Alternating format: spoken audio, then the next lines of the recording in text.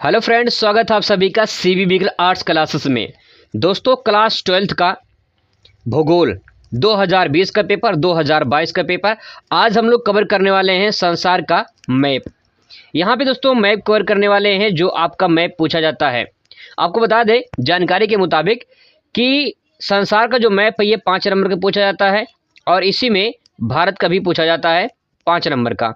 कुल मिला के दोस्तों ये 10 नंबर का होता है, तो इसे कम मत समझिएगा, हल्के मत लीजिएगा। दोस्तों मैं गारंटी बता रहा हूँ कि 10 नंबर पक्का हो जाएगा अगर आप पूरा वीडियो देख लेते हैं तो। चलिए शुरुआत करते हैं। सबसे पहले बात करते हैं 2020 में। 2020 का देखिए तो यहाँ पे जो क्वेश्चन संसार का पूछा गया था, इससे पहले मैंने बताया था इसके बारे में। अब दोस्तों यहाँ पे देखिए जो संसार का क्वेश्चन यहाँ पे दिया गया है, यहाँ पे देखिए मानचित्र कार्य में संसार के दिए हुए रेखा मानचित्र में उपयुक्त चिन्हों के द्वारा दर्शाइए तथा उनका नाम भी लिखिए। अब दोस्तों यहाँ पे आधा नंबर आपको लिखने का और आधा नंबर सही स्थान सही जगह दर्शाने का, तब जाके मिलता है 1 नंबर। तो यहाँ पे ध्यान रखिएगा, बहुत इंपॉर्टेंट है। अब दोस्तों यहाँ पे संसार का मैप आपको एक मिलेगा, ठीक है, चिंता मत करिएगा, आपको मिलेगा। संसार का मैप आपको मिलेगा और भारत का भी मैप मिलेगा, ठीक है। अब दोस्तों इसको भरना है, कैसे भरना है चलिए शुरुआत करते हैं। सबसे पहले यही शुरुआत करते हैं। देखिए विश्व में गन्ने का सबसे बड़ा उत्पादक देश, तो सबसे पहले ऐसे सवाल पूछा जाएगा आपसे, लेकिन आपको पता होना चाहिए कि विश्व का सबसे बड़ा गन्ने का उत्पादक देश कौन सा है। तो आंसर क्या हो जाएगा? ब्राजील हो जाएगा, ठीक है। अब सवाल ये है कि ब्राजील मानचित्र में कहाँ भरेंगे। अब संसार में ब्राजील कहाँ पे है ये तो हमें पता होना चाहिए। अब दोस्तों यहाँ पे देखिए अगर बात करें तो यहाँ मैप में आपको इतना पता होना चाहिए कौन सा महाद्वीप कहाँ पे है, ठीक है। फिर भी मैं बता दे रहा हूँ एक बार। देखिए ये है एशिया महाद्वीप, ये है एशिया महाद्वीप, और ये है आपका यूरोप महाद्वीप, ये है यूरोप महाद्वीप, और ये है अफ्रीका महाद्वीप, ठीक है। और ये है आपका ऑस्ट्रेलिया महाद्वीप, ये है ऑस्ट्रेलिया महाद्वीप, और इसके बाद ये है दक्षिणी अमेरिका, दक्षिणी अमेरिका महाद्वीप, और ये है उत्तरी अमेरिका महाद्वीप। तो दोस्तों आपको इतना पता होना चाहिए कौन सा महाद्वीप कहाँ पे है, ठीक है। ये हो गए। यहाँ पे नीचे आपको यहाँ पे दिखाई देगा अंटार्कटिका महाद्वीप, उसको मैं दर्शा नहीं रहा हूँ क्योंकि पे उसका काम नहीं है यहाँ पे, ठीक है। अब देखिए यहाँ पे जो है जो संसार का मैप है इसमें कैसे भरना है। तो पहला क्वेश्चन दोस्तों यहाँ पे पेपर में पूछा गया है, विश्व में गन्ने का सबसे बड़ा उत्पादक देश कौन सा है? ब्राजील है, ठीक है। तो आधा नंबर आपका सही नाम हो गया, और सही दर्शाने का तो दर्शाइए। देखिए कहाँ पे है सही नाम। दोस्तों यहाँ पे बात करें तो यहाँ पे जो है, यहाँ पे लगभग पड़ेगा ये, यहाँ पे ब्राज़ील, ठीक है। तो आपको यहाँ पे लिख देना है, ऐसे सिंबल बना के यहाँ पे लिख देना है ब्राज़ील, इस तरह से। अब दोस्तों यहाँ पे देखिए इतने में काम नहीं हो पाएगा, इतने में काम नहीं चलेगा, अभी कुछ और काम करना है। यहाँ पे देखिए क्वेश्चन नंबर 28 का ये आ है, तो पहले तो ये लिखेंगे क्वेश्चन नंबर 28 का। तो यहाँ पे क्वेश्चन नंबर मान लीजिए यहाँ पे जगह नहीं है तो बना दीजिए यहाँ पे क्वेश्चन नंबर 28 का जो है ये आ हो गया, ठीक है। अब ये राइट आंसर हो जाएगा। अब जाकर पूरा आपको नंबर इसमें मिल जाएगा। ऐसे दोस्तों मानचित्र भरना है, आपको कुछ नहीं करना है, बहुत ही सिंपल है, ऐसे ही आपको मानचित्र भरना है। अब देखिए अगला जो को यहाँ पे है, अगला नाम यहाँ पे देखिए आदिकालीन निर्वाह कृषि का एक प्रमुख क्षेत्र बताना है। कोई भी एक क्षेत्र बताना है। अगर बात करें तो यहाँ पे देखिए ये जो दक्षिणी पूर्वी एशियाई है यहाँ पे भी है, अफ्रीका महाद्वीप में यहाँ भी है, ठीक है। और जो है उत्तर दक्षिणी अमेरिका की बात करें तो यहाँ पे भी है, कुछ देश हैं, ठीक है। तो अफ्रीका में मैं यहाँ पे लिख दे रहा हूँ मध्य अफ्रीका, यहाँ पे मैं लिख दे रहा हूँ मध्य अफ्रीका। इन जो इसका आंसर हो जाएगा आदिकालीन निर्वाह कृषि का, ये मध्य अफ्रीका में लिख दे रहा हूँ यहाँ पे। तो इसका राइट आंसर क्या हो जाएगा? मध्य अफ्रीका, ठीक है।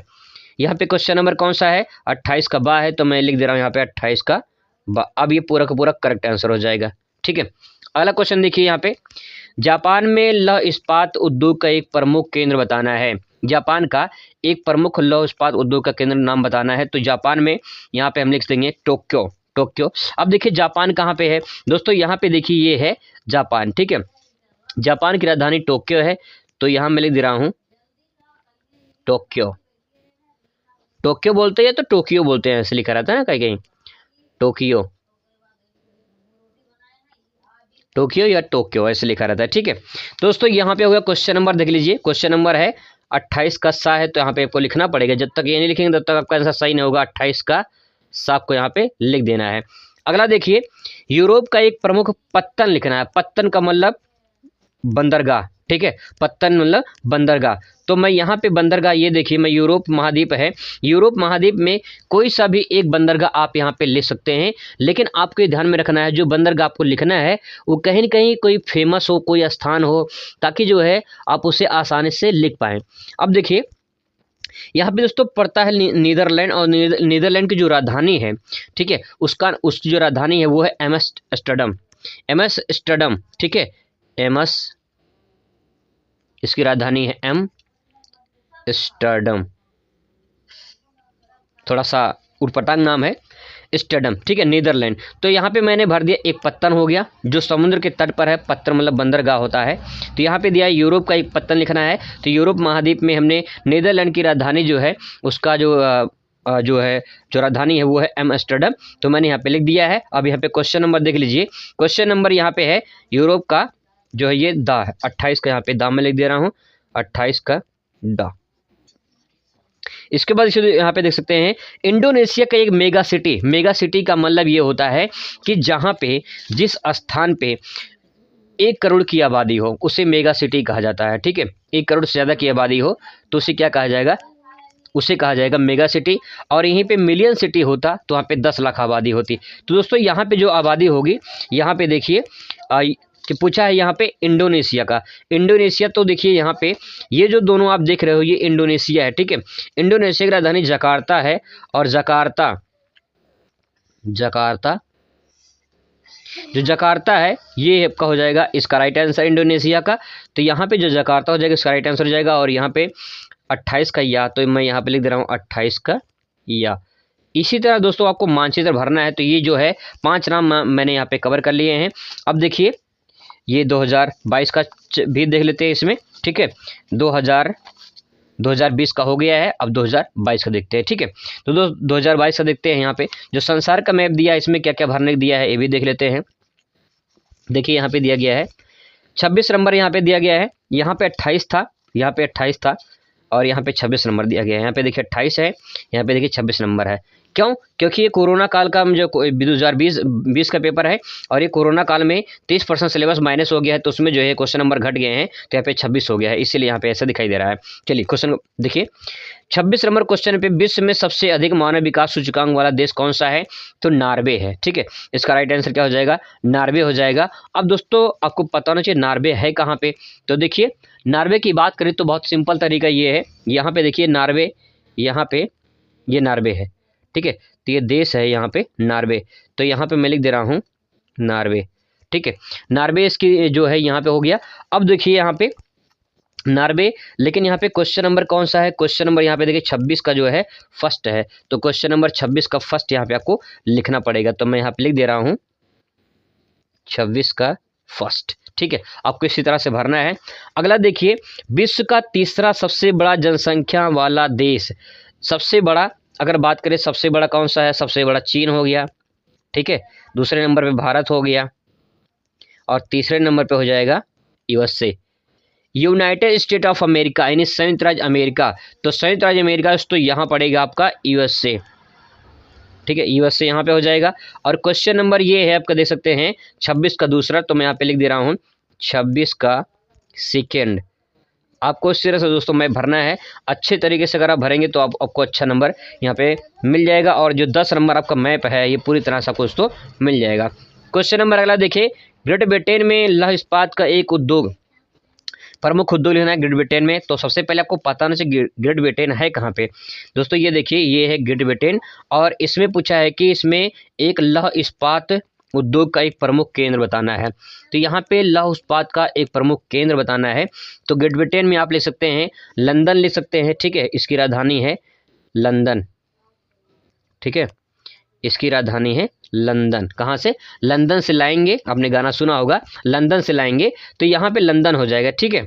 बाकी और भी नाम है लिख सकते हैं उसमें। देखिए अगला क्वेश्चन है ब्राज़ील का, हाँ यहाँ पे लिखना पड़ेगा पहले हमें ना, कि जो है ये 26 का जो है थर्ड, क्वेश्चन नंबर थर्ड हो जाएगा। अगला क्वेश्चन है ब्राज़ील का एक समुद्री पत्तन लिखना है। पत्तन देखिए उसमें भी पूछा गया था 2020 साल में भी, इसमें भी पूछा गया, एक पत्तन जरूर पूछता है। ब्राज़ील का एक पत्तन पूछा गया है। तो ब्राज़ील यहाँ पे दोस्तों देख सकते हैं, ब्राज़ील का जो पत्तन है वो है Rio de Janeiro, Rio de Janeiro, ठीक है, ये इसका राइट आंसर हो जाएगा। और यहाँ पे क्वेश्चन नंबर है 26 का चौथा, तो मैं यहाँ पे लिख दे रहा हूँ 26 का चौथा। दोस्तों ध्यान रखेंगे, अगर आप बाहर लिख रहे हैं तो एरो जरूर बना देंगे, ताकि जो है एग्जामिनर को समझ में आ जाए कि हाँ आपने बाहर बना के लिखा है एरो, ठीक है।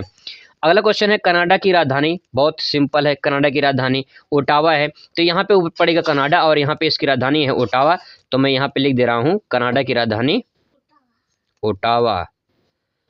यहाँ पे देखिए ओटावा हो जाएगा, ठीक है, कनाडा की राजधानी ओटावा हो जाएगा। और क्वेश्चन नंबर है ये, क्वेश्चन नंबर ये जो है यहाँ पे देख सकते हैं 5वां है, तो मैं यहाँ पे लिख दे रहा हूँ क्वेश्चन नंबर 26 का 5वां। दोस्तों इस तरह से ये 10 नाम मैंने भर दिए हैं, मानचित्र का देख सकते हैं आपकी नज़रों के सामने है, ठीक है। इसी तरह से आपको मैप भरने हैं और अगली प्रैक्टिस हम लोग कल करेंगे, मतलब अगली वीडियो में करेंगे, ठीक है, ताकि जो है आप अगर 10 नाम कवर कर लेते हैं तो 10 में से जो है कहीं कहीं आपको पूरा का पूरा नाम आ जाएगा इसी में से। जो दोस्तों मैं आपको बताऊंगा, अगर उसे तैयार कर लेते हैं तो पक्का 100% गारंटी आपकी एग्जाम में वही आएगा, उससे बाहर कुछ नहीं आएगा, ठीक है। Thanks for watching.